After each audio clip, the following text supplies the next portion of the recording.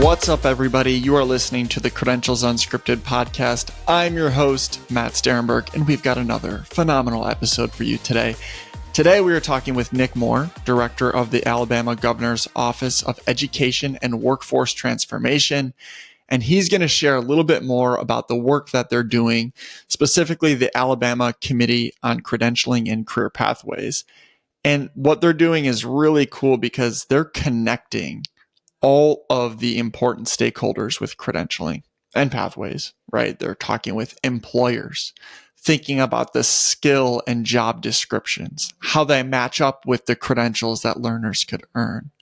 How do we actually make this public? How does this actually contribute to economic mobility? How does this contribute to the opportunities that the state wants to create? And how do learners actually take their credentials that they earn and get that next educational professional opportunity? So it's a really cool insight into how you can connect all the dots, because so often in credentialing, I think it's just like, hey, we earn this credential, or how do we issue these credentials? But we forget about to what end? How do we make this a credential of value, right? How does this lead me to my next opportunity? And I think Alabama's doing some really cool work on it. So without further ado, let's get to our conversation with Nick. Let's go. All right, I'm here with Nick Moore. Nick, welcome to the podcast. Tell us a little bit more about your role and about the work you're doing in Alabama. Well, thanks so much. And it is a pleasure to be with you, Matt, and really appreciate your thought leadership in this space. And it's an exciting time, I think, in the world of blurring the lines between earning and learning. And part of a lot of the rapid developments that we've seen in the workforce development space in the last couple of years has been the result of us taking advantage of tech stacks that are becoming online and working to write the language for what is the common denominator, the DNA of our talent development system. We believe that's skills, but we need to make sure that we're using a common taxonomy and ontology for describing those skills.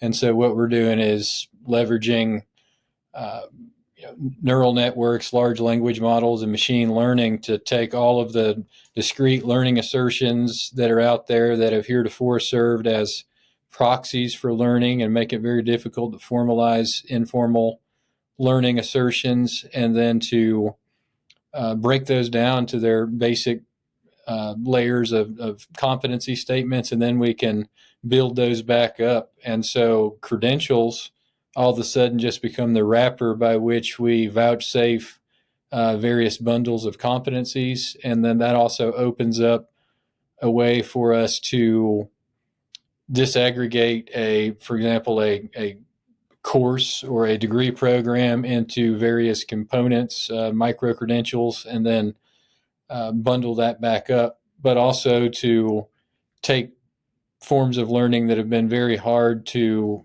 formalize, such as things that people learn on the job, or things that people may have learned as a self-employed individual. Or even if you think about veterans with all of the skills that they've mastered in their military occupation specialization, sometimes are difficult to translate into a civilian competency or description. So those are some things that we are doing, but a lot of it begins with the fundamental work of organizing employers and sectoral partnerships, of coming up with an iterative and codified process for first figuring out what are the jobs that are in demand, how are we going to figure out, using our primary LMI and other qualitative factors, how to reach a consensus on the jobs that are in demand, and then what are the DNA of those in-demand jobs, how do we build up industry level agreement on what a lot of people call ready to work employability skills, then sector specific skills. And then how do we, using these large language models, make job descriptions that can be customized so that when we put something out there like we've done in this past year, the nation's first full scale talent development system that consists of a LER, credential registry, and skills-based job description, we're then able to operationalize the work I'm describing and do it at scale. And that's why I think there is this Gordian knot or paradox of there's so much interest nationally in skills-based hiring, and competency-based learning, but we just haven't seen those things in practice reaching scale. And part of that is the need to develop technology so that we're not doing duplicative data entry, and also solving for some of the other issues that don't get as much attention.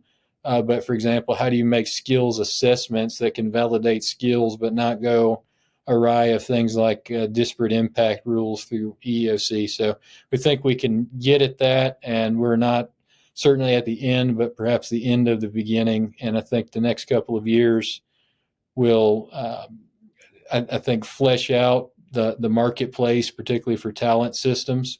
And you will see, I believe, several regional solutions reaching full saturation at the population level. And then I think we can begin talking about how do we reach national consensus. But we're excited about the era of, I would say, creative destruction. And I tell a lot of people our technology is improving at a geometric rather than arithmetic rate. So in many ways, this is a new asset class. It's kind of like when the first internal combustion engine automobile was created. Mercedes, there was a big delta between that and the Model T, to where it became something that at scale society would decide to change the mode of transportation. Well, I think it's very similar in terms of the education workforce community, to where employers, as they see, they don't have to throw out their system of record, applicant tracking system, and that institutions don't have to replace their student information system. We are going to see not a full shift overnight away from time and credit-based learning, but a more of a blurring and an integration of credit and non-credit pathways. And I think that's going to allow us to open up and democratize new pathways for learning.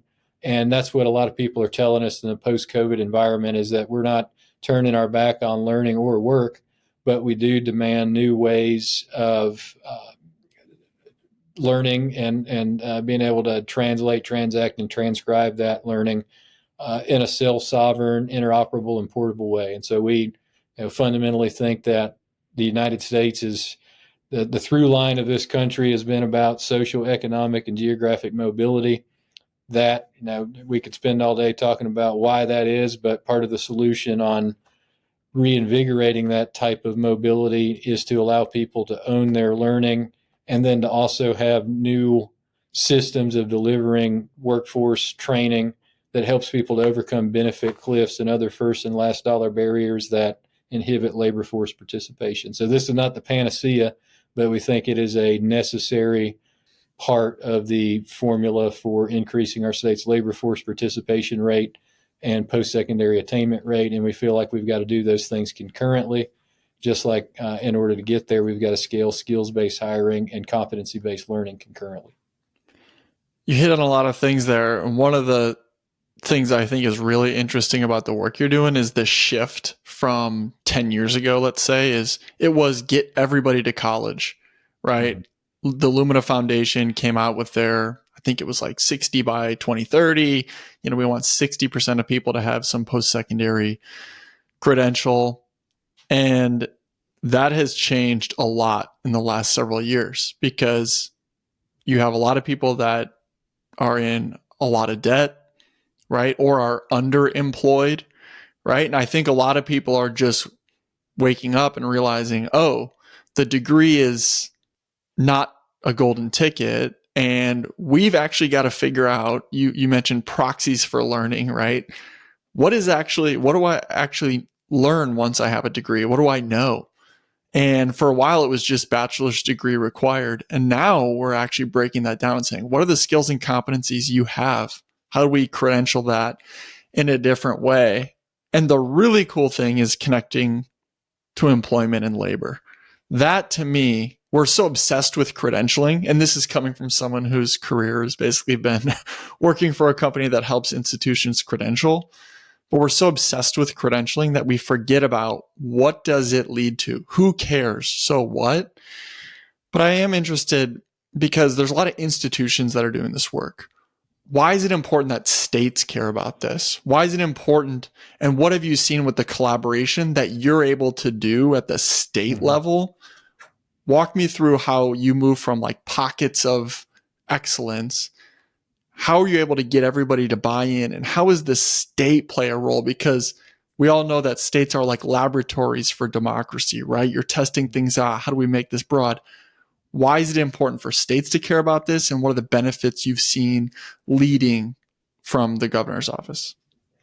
Well, you definitely need to create a reciprocal feedback loop between the supply and the demand sides of the talent ecosystem.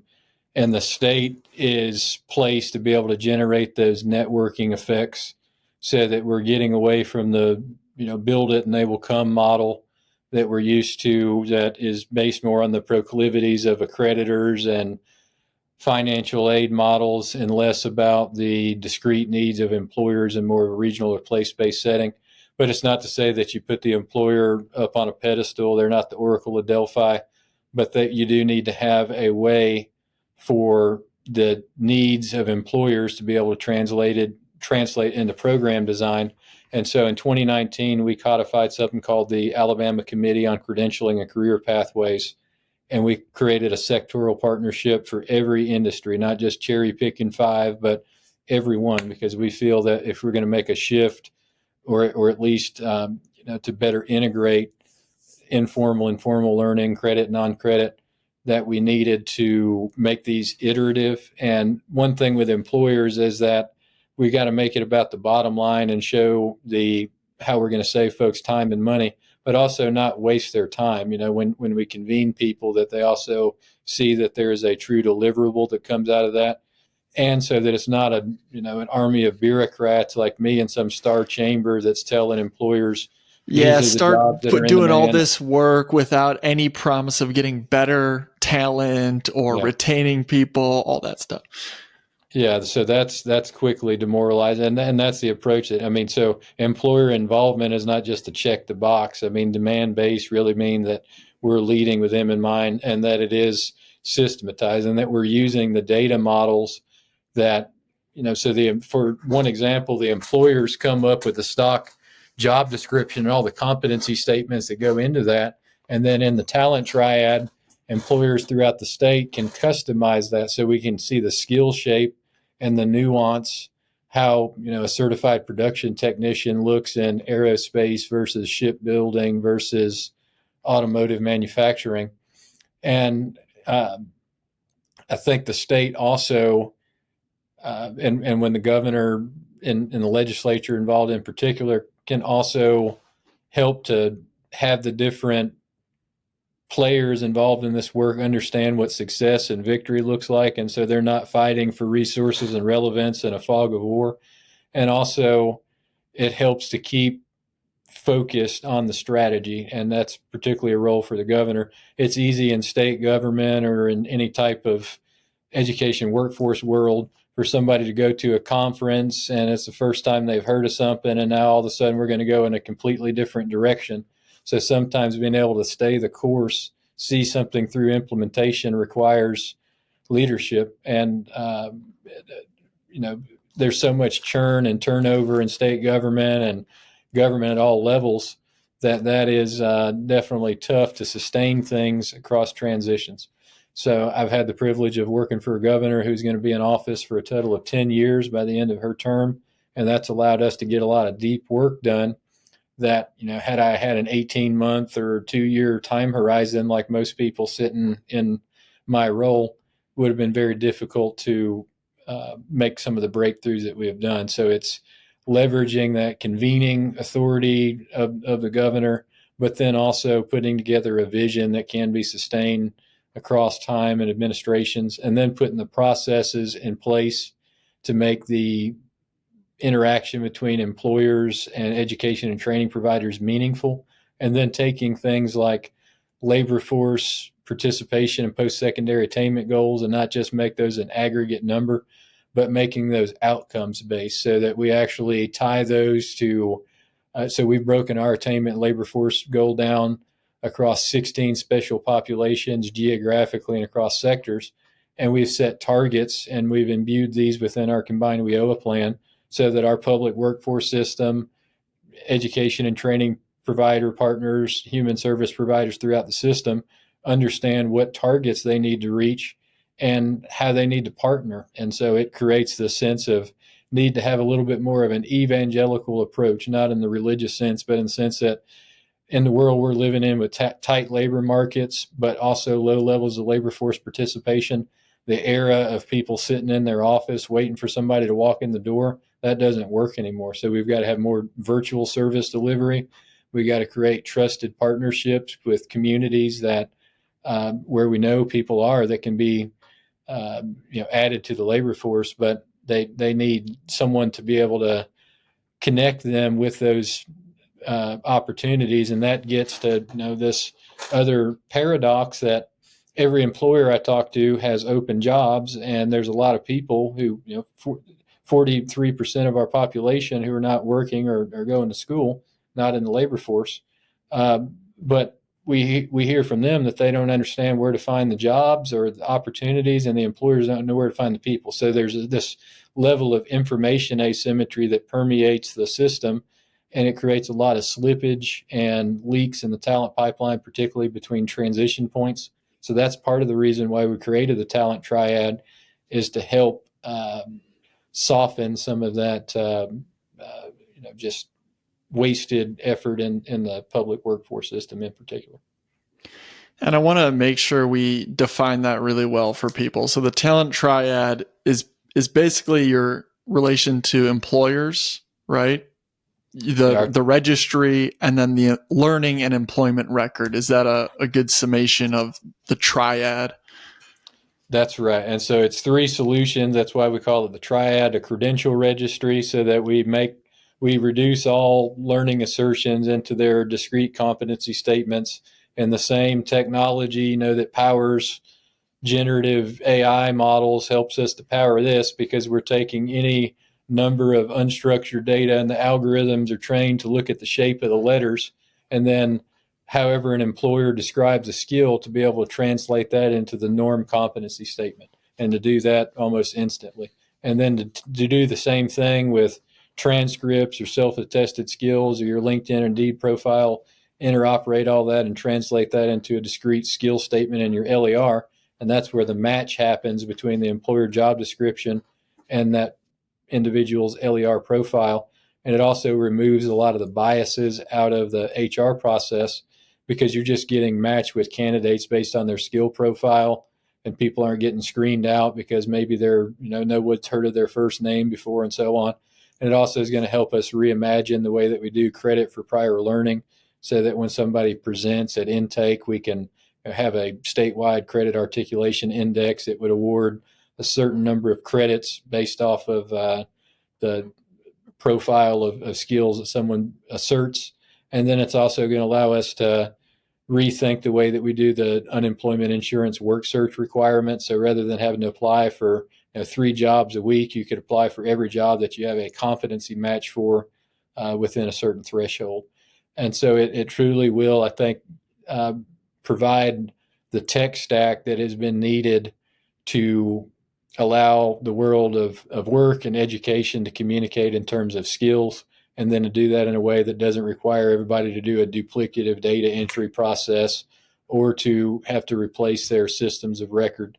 Yeah, what I really like about it is it's creating a marketplace, right? It's essentially, here's what I have to offer, here's what you're looking for. Because like you said, so often people are saying, I can't find the talent, and the talent saying, I can't find the job, and they really have no way to interact with each other. And so this skills and competencies marketplace is the way it has to be done. And you can imagine how this can become more sophisticated over time. You think about it geographically, right?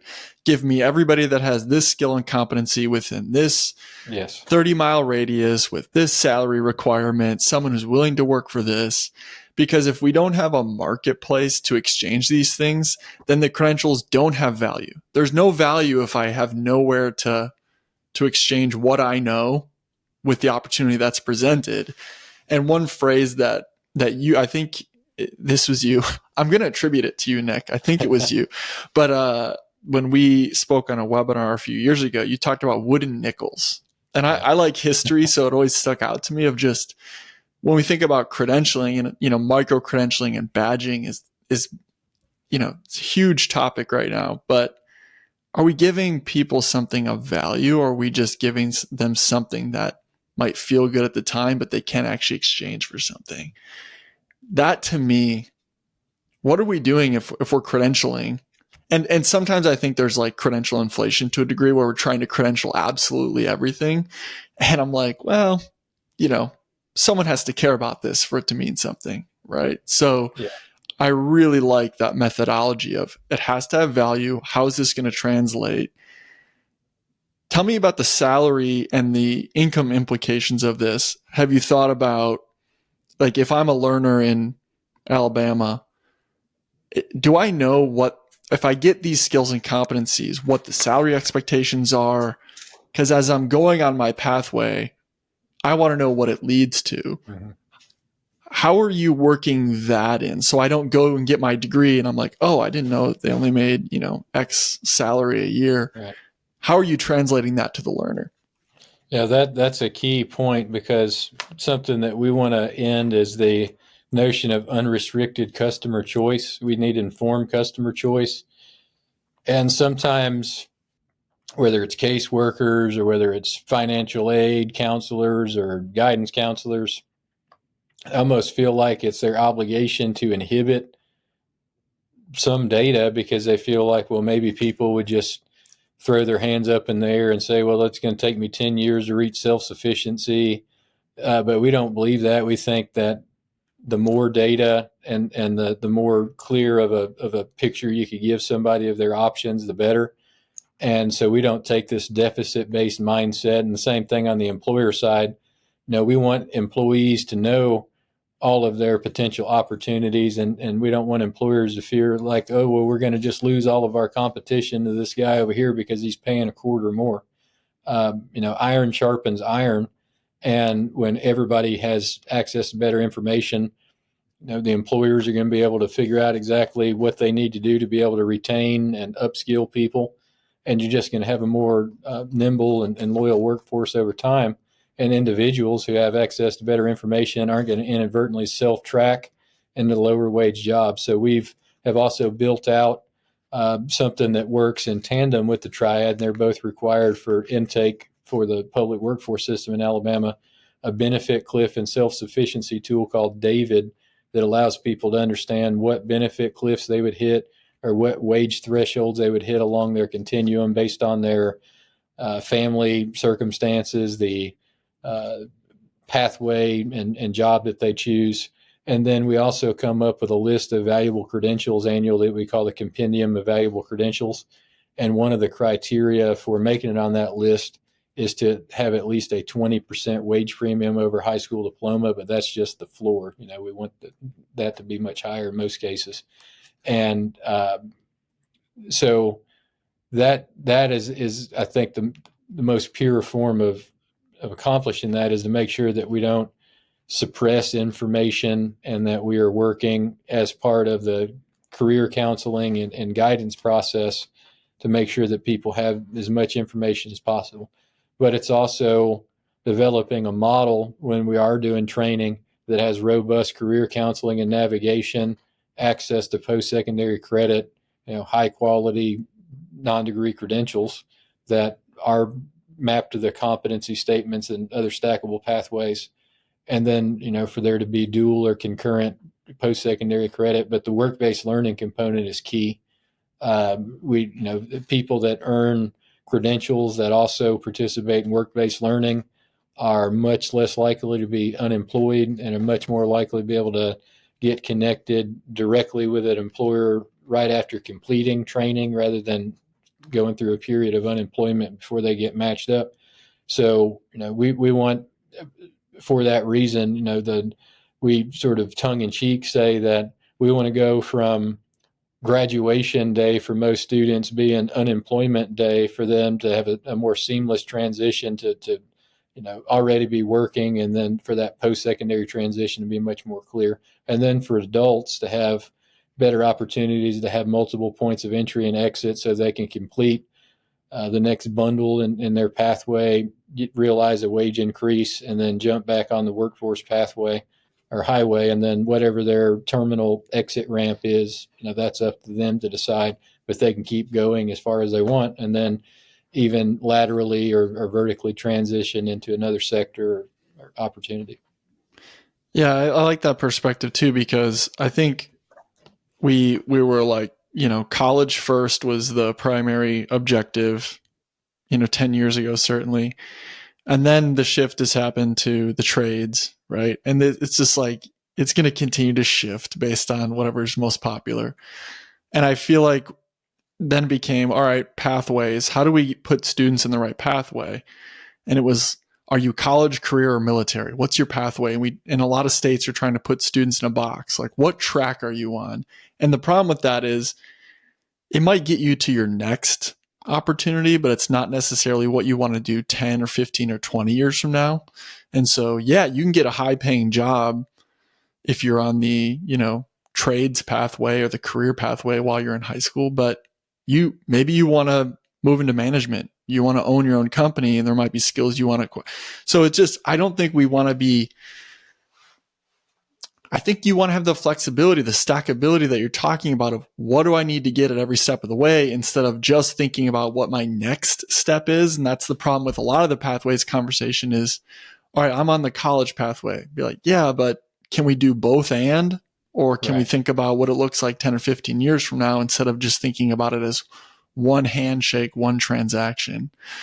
And I think that's of an existential need for institutions, particularly community colleges and regionals and other smaller providers, to make that switch, because as the just sort of general proxy value in the labor market for formal credentials fades a little bit, it's not going away. I mean, and that labor market return and premium for a bachelor's degree in most fields will stay there. But we need to create more pathways for people to reach those credentials, and then not find ourselves in this binary conversation, as you said, of and or.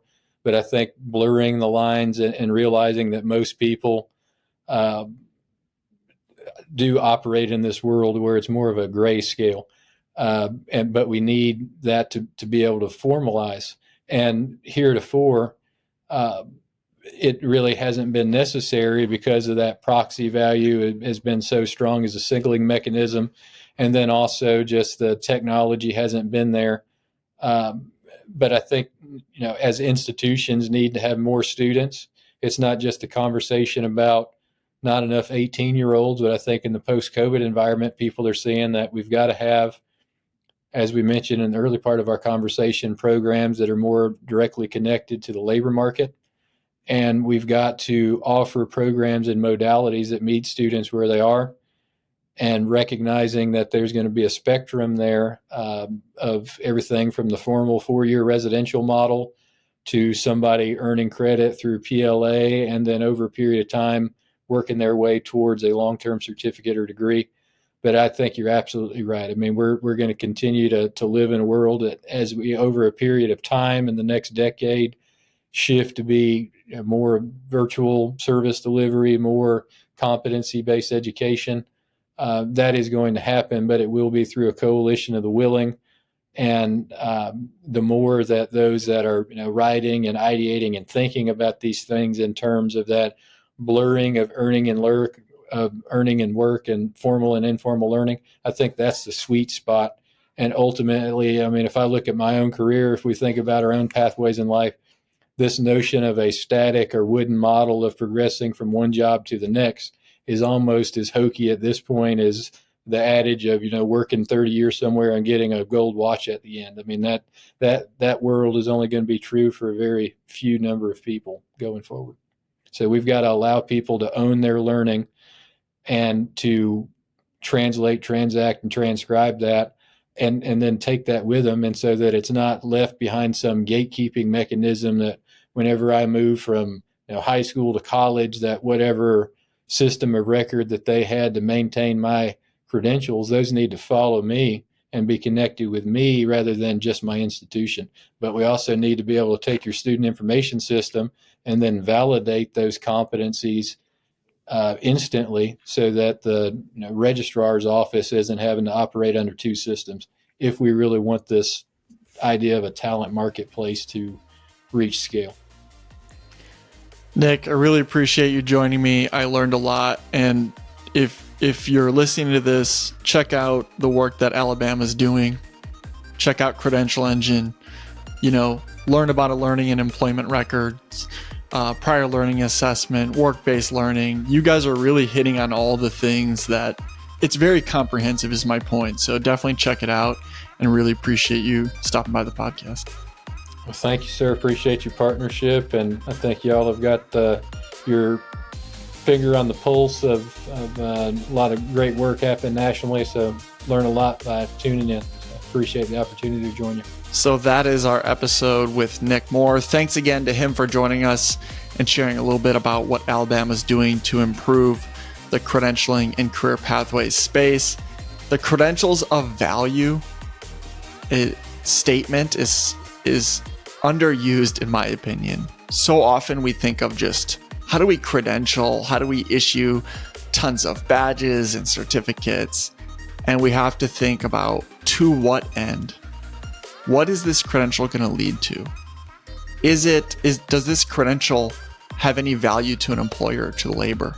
Do they understand what it means? And so the work that Alabama is doing is connecting all of those dots and not just saying, let's just send all these badges, credentials, certificates out. It's how does this actually improve the life of the learner and improve the quality of education and opportunity at the state level? So really enjoyed it. Check out some of our episodes we did before July. We took July off, but we did one with Dr. Marina Amini on course sharing or cross enrollment, the work that California is doing there to create kind of a system-wide approach to taking courses, which is really cool.